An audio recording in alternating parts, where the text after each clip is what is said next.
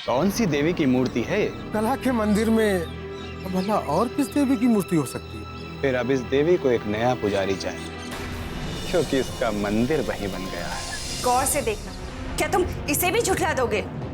अगर ये रमेश नहीं तो और कौन हो सकता है? हेम जी, अक्षय। तुम्हारा तोहफा हमें काफी पसंद आया है देविका। ये तो वो हथियार है जिससे बिना कुछ किए सब कुछ तबाह किया जा सकता है। हर केस की फाइल मैं रोज देखता हूँ, लेकिन ऐसा कुछ नहीं नजर आता है इन केसेस में।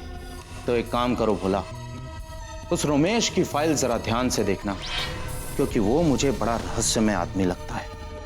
पहले तो इसकी मौत और विक्टोरिया जी का कहना कि वो अभी जिंदा है, इन सभी घटनाओं की तह तक हमें सिर्फ एक ही इंसान पहुंचा सकता है, और वो है बारीन। विक्टोरिया जी की किडनैपिंग और रमेश की मौत, इन दोनों की पूछताछ के लिए बारीन को ही यहां बुलाना पड़ा। बारीन हेम को अगर एक बार देखकर ये संतराश ने उसकी ऐसी मूर्ति बनाई है तो उसकी नजर वाकई काबिले तारीफ है। और अगर ये मूर्ति किसी और ने बनाई है तो फिर जरूर उसने हेम को अपनी आंख में बसा रखा होगा। मगर ये मूर्ति रहती तो संतराश के यहाँ ही थी ना। ऐसा लगता है कि वो दिन रात इसकी उपासना करके इसमें प्राण फूंकने की चाहत में था। उस संग तराश की बात सुनकर तो ऐसा ही लगा कि हेम अक्सर वहां आती जाती होगी, क्योंकि संगतराश के मन में उसके लिए बहुत श्रद्धा थी। उसने उसे अपनी कला की प्रेरणा बनाया हुआ था। हेम पर आते खतरे की बात सुनते ही वो घबरा गया और अपना काम धाम छोड़कर शहर छोड़कर भाग गया। उसी संतराज के चक्कर में तो मुझे यहां दुबक कर बैठना पड़ रहा है। तुम लोगों ने उसे छोड़कर बहुत बेवकूफी भरा कदम उठाया है। उसको तो उसी वक्त सजा दी जानी चाहिए थी, ताकि आइंदा इस तरह की बात करने से पहले वो 10 बार सोचता। उसकी चिंता करने की तुम्हें जरूरत नहीं है बाबुल। अब वो आगे से ऐसा कुछ करने का साहस नहीं जुटा पाएगा। उसकी प्रेरणा को बहुत बड़ा आघात पहुंचा है, और ये सोचकर अब उसके हाथ कभी स्थिर नहीं रह पाएंगे, और कांपते हुए हाथों से कभी भी अच्छी मूर्त नहीं बनती। उसने तो अपना धंधा ही बदल दिया होगा, और अगर उसकी जिद अभी भी नहीं छूटी तो उसके कांपते हाथ कांपना बंद कर देंगे। लेकिन इस मूर्त में एक बहुत ही रोचक बात है। इसे जिसने भी बनाया है उसकी तड़प इसमें साफ दिखाई देती है। या तो फिर उसने दुनिया में बहुत ठोकरें खाई होंगी देविकांत। इस मूर्ति के वहां से हटने की अगर भनक भी पुलिस को लग गई तो खलबली मची होगी। वो ढूंढती हुई हर तरफ फिर रही होगी, और अगर कहीं इसी को ढूंढते हुए कहीं इस तरफ आकर पहुंच गई तो ये बहुत बड़ी बेवकूफी होगी। वही तो मजा है रंगराज जी इस खेल का। खलबली मचाने के लिए ही तो ये जाल बुना है मैंने। एक बार हेम को इसकी खबर लग जाए, फिर देखना वो तड़पती हुई मछली की तरह इसको ढूंढती हुई यहां तक पहुंचेगी। ये मूर्ति हमारे कई सवालों का जवाब लेकर आई है। इससे हमारी कई मुश्किलें आसान हो जाएंगी। जैसे आपके फाइल तक पहुंचने का रास्ता भी इसी मूर्ति से होकर जाता है। हम लोगों को थोड़ा सब्र करना चाहिए, इस मसले को थोड़ा पकने देना चाहिए। तब देखिए, इसकी खुशबू से हमारी किस्मत खुशनुमा हो जाएगी। अभी हमें इस करवट का अनुमान नहीं है। हमें समय के साथ चीजों के घटने का इंतजार करना है। लेकिन फिर भी देविकांत, हमें अपनी तरफ से कुछ तो ठोस कदम उठाने ही चाहिए, तभी तो हम अपने लिए कुछ रास्ता बना पाएंगे। नहीं ज्वाला जी, अभी कुछ भी करना हमें भारी पड़ सकता है। अभी जरूरत है आपको महफूज रहने की। मतलब क्या है तुम्हारा? ऐसा कौन सा तूफान आ गया है? ज्वाला जी, उस दिन ब्लू बर्ड में हेम ने आपको भागते हुए देख लिया था। तुम्हें इसकी खबर कहां से मिली? मुझे तोतला ने बताया। उसका इंतजाम मैंने कर दिया है, लेकिन अभी हमें जरूरत है ज्वाला जी के लिए सतर्क रहने की। तुम्हारा कहने का मतलब क्या है देविकांत? कि हम चुपचाप बैठ के पुलिस के आने का इंतजार करते रहे? हमारी अपनी तैयारी भी तो कुछ पैनी होनी चाहिए या नहीं? नहीं ज्वाला जी, हम उनकी ओर से पहली चोट का इंतजार करेंगे। तब तक आप बाहर ना जाएं, किसी की नजर में ना आए। हम एहतियात बरतेंगे तभी बेहतर होगा।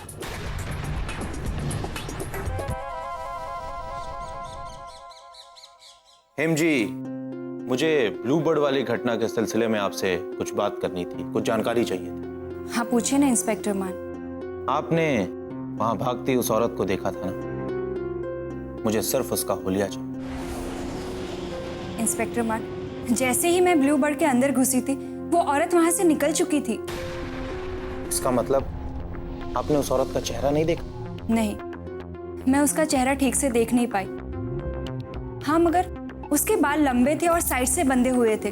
उसने साड़ी भी कुछ अजीब तरीके से पहनी थी, घुटने से थोड़ी नीचे थी, कदमें भी थोड़ी छोटी थी, मगर मैं उसका चेहरा ठीक से देख नहीं पाई थी। फिर तो बड़ी मुश्किल हो जाएगी हेम जी, क्योंकि इस कदकाठी, इस शक्ल के इस शहर में ना जाने कितने लोग होंगे। अगर उसका चेहरा पता होता तो उसे खोजने में काफी आसानी हो जाती। खैर छोड़िए, वो लड़कियां कैसी हैं अब? इंस्पेक्टर मान, अब वो लड़कियां मेरी जिम्मेदारी है। नारी निकेतन में उन लोगों का अच्छे से ध्यान रखा जा रहा है और ऐसे हादसे से निकलने के लिए थोड़ा वक्त भी लगता है। हम कोशिश कर रहे हैं कि हम लोग उनके घर का पता मालूम करें ताकि जल्द से जल्द हम उनके परिवार को उनसे मिला सके। और जो लोग बेघर हैं उनके साथ तो मैं हूं ही। अच्छी फैसिलिटीज दी जा रही है उन लोगों को और मैंने काफी कुछ सोच कर भी रखा है उन लोगों के लिए। आप लोगों की कितनी केयर करती है, आपको सबकी कितनी चिंता है, लेकिन आप खुद के बारे में कुछ क्यों नहीं सोचती? इंस्पेक्टर मान, मैं कुछ समझी नहीं। आपको जो कहना है वो खुलकर कहिए। देखिए विक्टोरिया जी, मुझे लगता है आपको अपने प्रति सावधान रहने की जरूरत है। आप पर पहले भी 2 बार हमले हो चुके हैं। आप प्लीज धीरे बोलिए। सॉरी, आप पर तो पहले भी 2 बार हमले हो चुके हैं, वो भी जानलेवा, और एक बार आपके किडनैपिंग की कोशिश भी की गई। और ये बात आपके घर वालों तक को नहीं पता। क्या आपको नहीं लगता कि ये बात उनका जानना जरूरी है? आपने कभी सोचा है कि आपकी जिंदगी किस दिशा में जा रही है? आप एक ऐसे आदमी का इंतजार कर रही हैं जिसको गायब हुए महीनों हो गए, बल्कि सारे लोगों को तो ऐसा लगता है कि वो मर चुका है, लेकिन आप अब भी उसकी आस लगाए बैठी हैं। आपने अपनी पुलिस की नौकरी छोड़कर मेरी जिंदगी के बारे में डिटेल्स इकट्ठा करने की जॉब कर ली है क्या? चोर और गुंडों के पीछे भागने वाले एक पुलिस इंस्पेक्टर को इतना टाइम कहां से मिल गया कि वो किसी की निजी जिंदगी में इंटरफेयर करे? इतने बड़े बड़े केसेस छोड़कर आप मेरे भूत भविष्य वर्तमान में बिजी हैं। देखिए विक्टोरिया जी, आप मुझे गलत समझ रहे हैं। मैं भी अपनी ड्यूटी कर रहा हूं।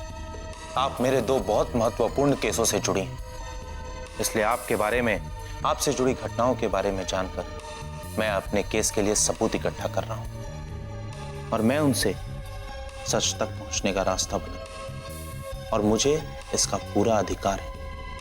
इसलिए आपके बारे में सभी बातें जानना मेरे लिए अति आवश्यक है।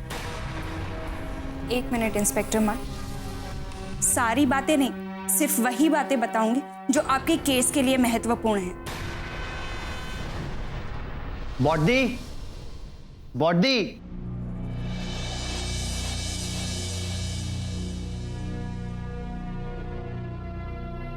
बॉडी ने एक बार फिर से, ये तो खुशखबरी की बात है।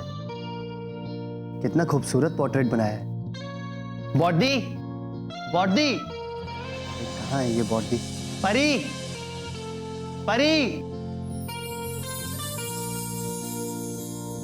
परी, ये देखो बॉडी ने कितना खूबसूरत पोर्ट्रेट बनाया है। बॉडी ने एक बार अपने आप को फिर से ढूंढ निकाला। अच्छा है ना? हाँ, मगर ये हेमदी ने नहीं बनाया। बॉडी ने नहीं बनाया? अगर बॉडी ने नहीं बनाया तो फिर किसने बनाया है? हेमदी ने अपनी पेंटिंग ना करने की कसम अभी तक नहीं उतारी। परी, अगर कसम नहीं तोड़ी तो इतना खूबसूरत पोर्ट्रेट तो बॉडी ही बना सकती है। ये संतराश ने बनाया है। हेमदी अक्सर वहां जाया करती हैं। वहाँ एक कलाकार आता है, उसने हेमदी की मूर्ति भी बनाई है और संतराज ने उस मूर्ति और उस कलाकार के रिश्ते पर ये पेंटिंग बनाई है।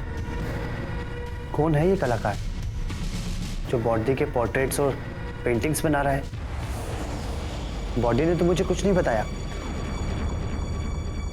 हो सकता है कि हेमदी इस बारे में किसी को बताना नहीं चाहती हैं, इसलिए किसी को इसके बारे में खबर नहीं है।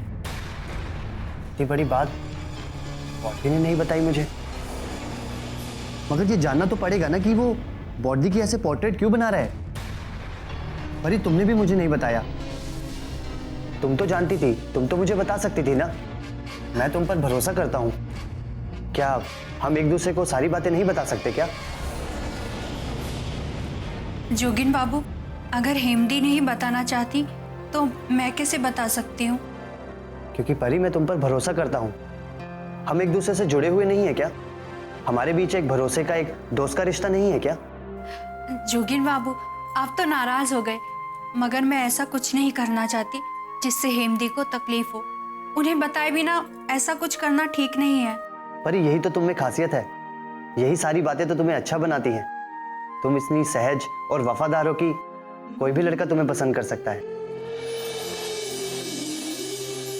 तुम्हें समझकर, तुम्हें जानकर तुम्हारे प्रति आकर्षण सहज सी बात है। जोगिन बाबू, आप मेरी कुछ भी तारीफ करते हैं। नहीं परी, सच्ची तारीफ।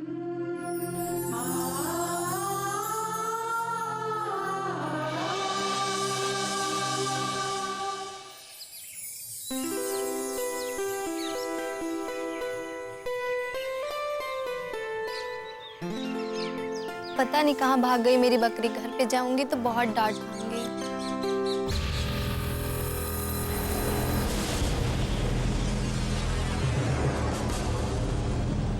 ऐसे वक्त में क्या शुभ घड़ी आ पड़ी है, कुछ तो करना पड़ेगा।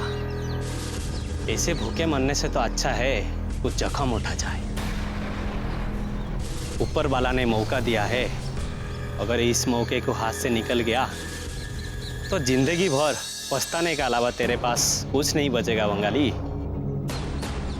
सही है मौका, मार दे चौका।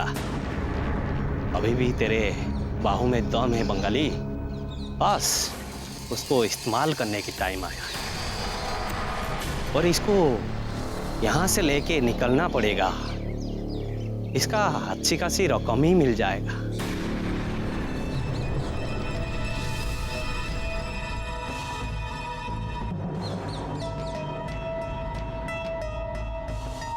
क्या ढूंढ रहे हो बेटा?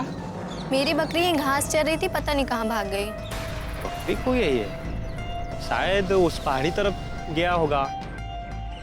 खुद आ जाएगी। और इतना धूप है, तुम थक जाओगी उस तरफ जाने की, और प्यास भी लगी होगी ना।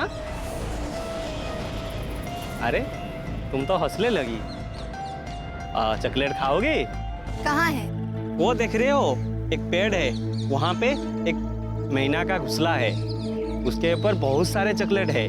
मैना क्या करेगी चॉकलेट का? वही तो, मैना चॉकलेट नहीं खाती, इसी वजह से वहाँ छोड़ के आया, ताकि जब मुझे जरूरत है तब लेके आऊंगा। मुझे दिखाओ। चलो मेरे साथ। ए बच्चों कहाँ लेके जा रहा है? अरे इसका बकरी खो गया है तो मैं मदद कर रहा था बकरी ढूंढने की। जानता हूँ, पहले भी तू 2 बच्चे की मदद किया था, अब तक लापता है। देखिए साहब, आपको कुछ गलत प्रेमी हो गया, और कोई दूसरे होंगे। ओके, मैं नहीं हूँ वो। गलत फहमी तुझको हो गया? झूठ बोलता है। पकड़ो पकड़ो, ये भाई, लड़की गलत है, मार इसको, यही लड़की है, ये मार इसको, मार, ये तो मार को पकड़। इस बात से तो ये जाहिर होता है कि रोमेश मर चुका है, लेकिन इस बात को दावे के साथ कह पाना अभी जरा मुश्किल है।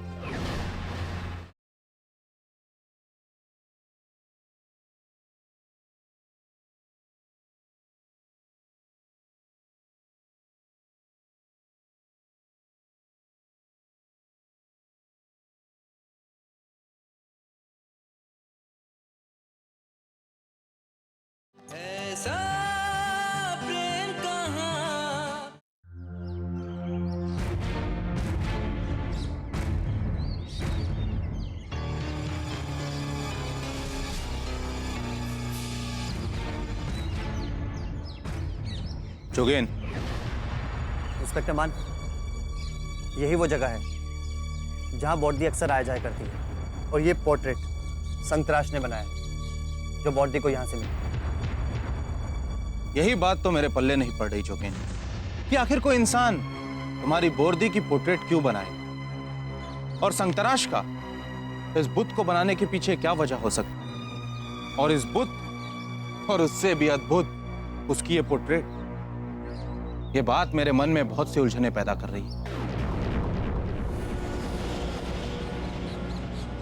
इन सवालों के जवाब तो मुझे भी नहीं पता इंस्पेक्टर मान, ये सारे जवाब अब संतराश ही देगा। चलिए फिर इन सवालों का जवाब संतराश से ही लेते हैं।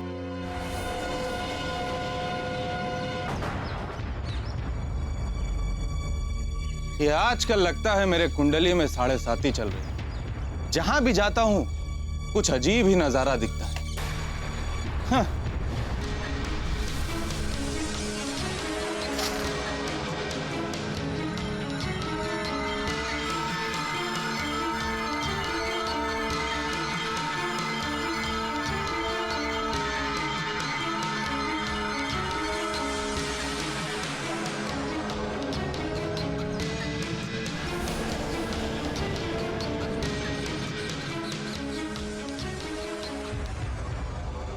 इंस्पेक्टर मान, ये संतराश को कैसे पता चल गया कि हम लोग यहाँ आने वाले हैं?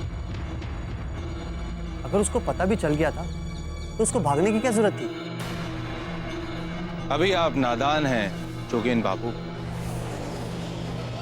संतराश भागा नहीं है, उसे गाया गया या किसी ने उससे गायब किया।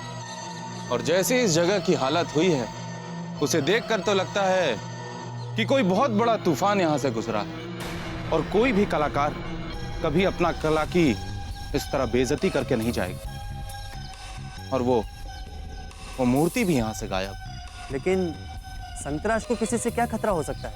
यही तो सोचने वाली बात है कि संतराश जैसे इंसान को किसी से क्या खतरा हो सकता है। यहां विक्टोरिया जी की मूर्तियां बनती, उनकी पोर्ट्रेट, उनकी स्केच बनाई जाती, और फिर संतराश यहां से गायब हो गई। इन बातों से बहुत कुछ निकलकर सामने आता, बल्कि मुझे तो लगता है कि कुछ बहुत खतरनाक होने वाला, जिसका अंदाजा हमें भी नहीं है अब तक। और इस बात का पता लगाने के लिए हमें विक्टोरिया जी से बात करनी पड़ेगी। अब वही बता सकती हैं कि यह घटना कैसे हुई। लेकिन इंस्पेक्टर मान, बॉडी को यही लगता है कि ये सारी पोर्ट्रेट्स और मूर्तियां रोमेश ने बनाई। मरे हुए लोग मूर्तियां नहीं बनाते जोगेन बाबू, उनकी तो खुद मूर्तियां बनती। लेकिन इंस्पेक्टर मान, बॉडी को यही लगता है कि रोमेश अभी जिंदा है, वो मरा नहीं है। तो आप कहना क्या चाहते हैं कि ये सब रोमेश ने किया है? मैं नहीं जानता इंस्पेक्टर मान, मैं तो खुद यहाँ सवालों के जवाब लेने आया था, मगर यहाँ पर तो कई सवाल और खड़े हो गए हैं। अब हमें विक्टोरिया जी से ही पता करना पड़ेगा कि आखिर संतराश उनकी पोर्ट्रेट क्यों बना था, और वो उस मूर्ति के बारे में क्या जानती हैं। इंस्पेक्टर मान, बॉडी का सिर्फ एक ही जवाब होगा, ये सारी पोर्ट्रेट्स और मूर्तियां रोमेश ने ही बनाई। ये बातें बच्चों को बहलाने के लिए बहुत अच्छी हैं कि इंसान मरने के बाद भूत बन जाता है और अपने सारे बचे काम वो पूरे करके जाता है। इंस्पेक्टर मान, रोमेश मर चुका है, मगर हमारे पास इस बात का कोई सबूत नहीं है। मैं कुछ समझा नहीं। हमें रोमेश की अभी तक लाश नहीं मिली, किसी को भी रोमेश की लाश नहीं मिली। क्या? अगर आप लोगों को उसकी लाश नहीं मिली तो फिर आप कैसे कह सकते हैं कि रोमेश की मौत हो चुकी है? उसका एक्सीडेंट हुआ था और उसके बाद वो कभी लौट कर नहीं आया। क्या आपने उसका एक्सीडेंट अपनी आंखों से देखा था? नहीं। तो किसने देखा था? किसने बताया कि रोमेश की एक्सीडेंट में मौत हो गई है? इंस्पेक्टर मान, एक्सीडेंट के बाद वो यहाँ नहीं आया, काफी महीने बीत गए, उसका किसी को कुछ नहीं पता। तो इस बात से साफ साफ जाहिर है कि वो मर चुका है। जोगेन बाबू, अगर कोई इंसान कुछ महीनों के लिए गायब हो जाए तो इसका मतलब ये नहीं कि उसकी मौत हो चुकी है। वैसे उसकी मौत के बारे में आपको इत्तला किसने की थी? ये सारी बातें हमें बारिन ने बताई थी। वो काय वारदात पे एक आदमी ने रमेश का एक्सीडेंट होते हुए देखा था। इससे तो साफ जाहिर है कि रमेश इस दुनिया में ही नहीं। ढूंढने पर भी रमेश की हमें लाश नहीं मिली, तो इससे तो यही लगता है कि वो जिंदा नहीं। आप लोगों में से किसी ने उसकी लाश को ढूंढने की कोशिश की? बहुत कोशिश की थी इंस्पेक्टर बान, मगर उसका कुछ नहीं पता चला। इस बात से तो यह जाहिर होता है कि रमेश मर चुका है, लेकिन इस बात को दावे के साथ कह पाना अभी जरा मुश्किल है। आपको थोड़ा वेट करना पड़ा। It's okay. विक्टोरिया जी, मैं यहाँ आपसे आपके प्रतिमा और आपके स्केच के बारे में पूछताछ करने आया हूँ। आपने आपके प्रतिमा के बारे में कहाँ से जाना?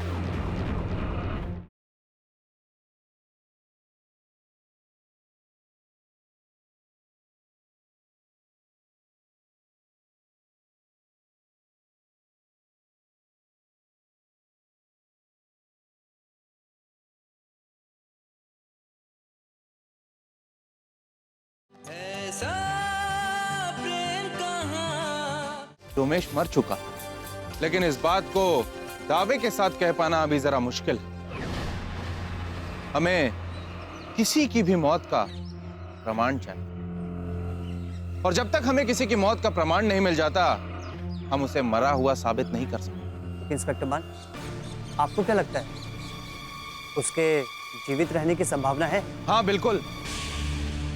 सिर्फ बारीन के ऐसा कहने से कि रमेश का एक्सीडेंट हुआ है, यह मानना बेवकूफी होगी कि रमेश मर चुका है। और ऐसे भी मेरे सामने ऐसी कई घटनाएं आ रही हैं जिनसे ये सवाल सामने आते हैं कि हो सकता है रमेश के एक्सीडेंट में किसी का हाथ हो,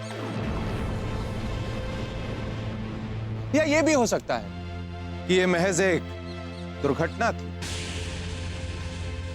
लेकिन यह मुमकिन है कि रमेश जिंदा हो। इस बात को नकारा नहीं जा सकता जोगिन बाबू। नहीं इंस्पेक्टर मान, ये मुमकिन नहीं है।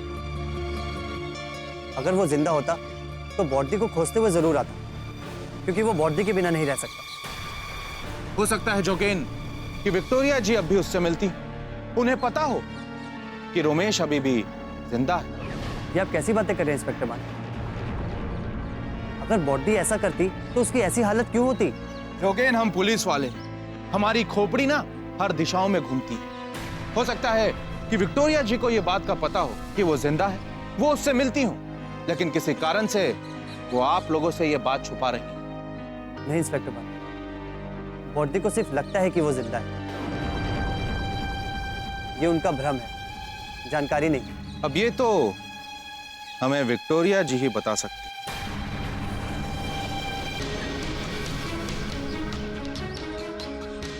चलिए फिर।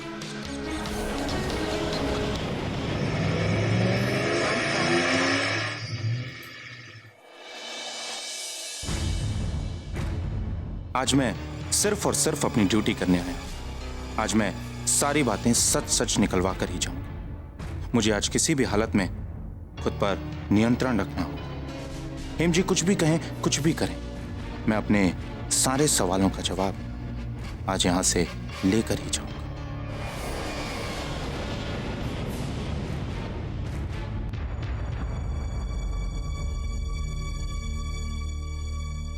सो सॉरी, आपको थोड़ा वेट करना पड़ा। It's okay. विक्टोरिया जी, मैं यहाँ आपसे आपके प्रतिमा और आपके स्केच के बारे में पूछताछ करने आया हूँ। आपने आपके प्रतिमा के बारे में कहाँ से जाना? मुझे भाई की भावनाओं में बहाने की कोशिश मत करो। एक बार मैंने कह दिया ना कि मेरा फैसला अटल है तो अटल है। अरे नहीं नहीं बारेन बाबू, ऐसा कोई प्रण मत कर बैठिए, वरना वो तोड़ना पड़ेगा। क्योंकि आंधी, तूफान और देवी काल बिना मकसद के नहीं आते, और ऐसे तूफान का ही क्या फायदा जो अपना मकसद पूरा ना कर सके।